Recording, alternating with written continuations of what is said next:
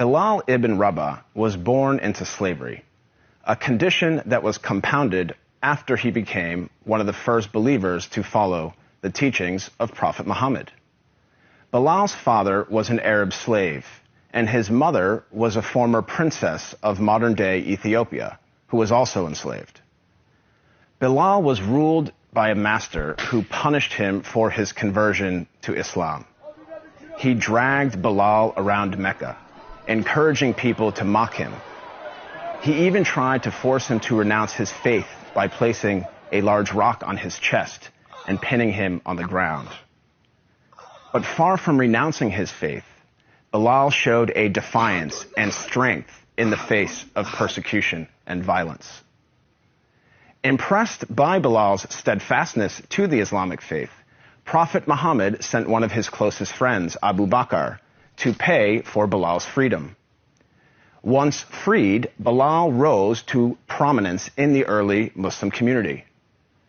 Prophet Muhammad appointed him to serve the mosque by using his melodious voice to call the believers to prayer.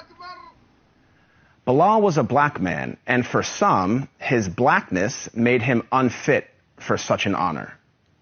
On one occasion, a companion of the Prophet, a man named Abu Dar, disparagingly said to Bilal, "You son of a black woman." This drew a swift rebuke from Prophet Muhammad.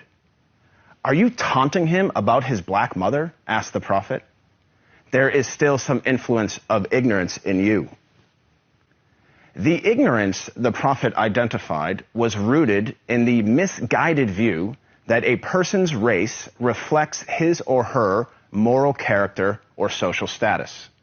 In fact, the Prophet's message of racial equality stood in stark contrast to the prevalent racial animosities of 7th century Arabia. Scholars refer to the period prior to the advent of Islam as Jahiliyyah, a time of ignorance, which included racism.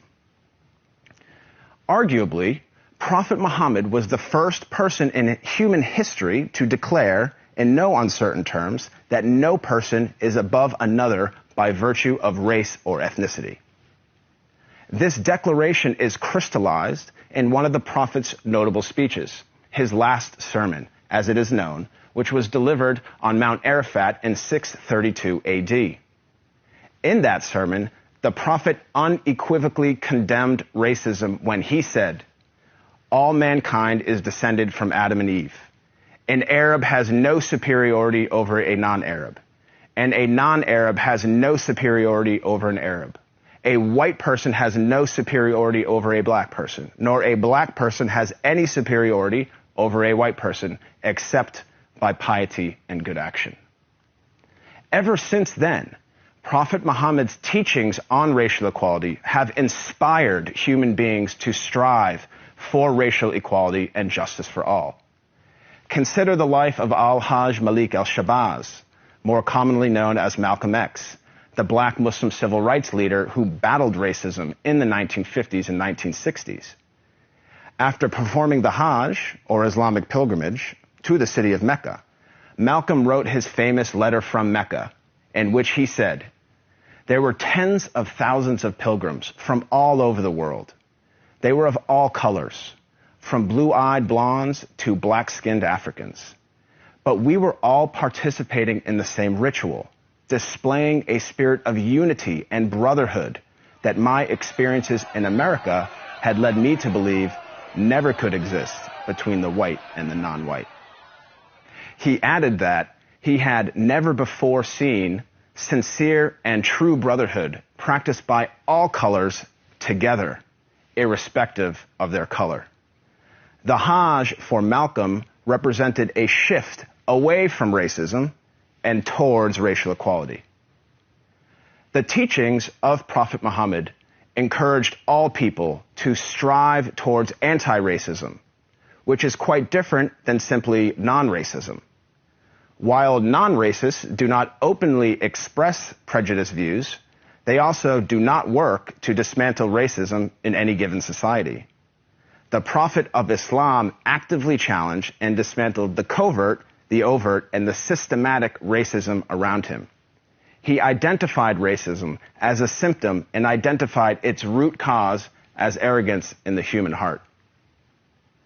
As our world becomes more and more diverse and interconnected, it is imperative that we strive to follow the teachings of Prophet Muhammad.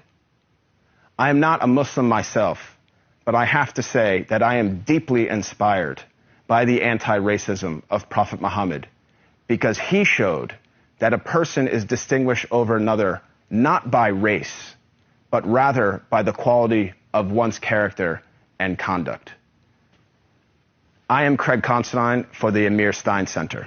يا أيها الناس إنا خلقناكم من ذكر وأنثى وجعلناكم شعوبا وقبائل لتعارفوا إن أكرمكم عند الله أتقاكم إن الله عليم خبير.